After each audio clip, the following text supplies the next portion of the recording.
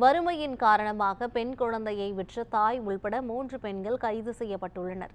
கோவை மாவட்டம் பெரியநாயக்கன்பாளையம் அருகே சுவாமிச்செட்டிப்பாளையம் பகுதியைச் சேர்ந்தவர் ஆதி கணேஷ். இவரது மனைவி நந்தினிக்கு கடந்த 14ஆம் தேதி மேட்டுப்பாளையம் அரசு மருத்துவமனையில் பெண் குழந்தை பிறந்துள்ளது. வறுமையின் காரணமாக சிரமப்பட்டு வரும் தம்பதியினர் குழந்தையை வளர்க்க முடியாது என்பதால் வேறு யாருக்காவது கொடுக்க திட்டமிட்டுள்ளனர். இதனை அறிந்த இடைத்தரகர் தேவிகா தம்பதியினரிடம் பேசி குழந்தையை விற்றால் பணம் கிடைக்கும் என ஆசை வார்த்தை கூறியுள்ளார். இதுகுறித்து தகவலின் பேரில் மகளிர் காவல்துறையினர் வழக்கு பதிவு செய்து விசாரணை நடத்தினர்.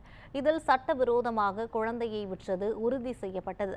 இதனை அடுத்து குழந்தையை விற்ற தாய் நந்தினி மற்றும் இடைத்தரகராக செயல்பட்ட தேவிகா குழந்தையை வாங்கி சென்ற அனிதா உள்ளிட்ட 3 பெண்களையும் காவல்துறையினர் கைது செய்துள்ளனர்.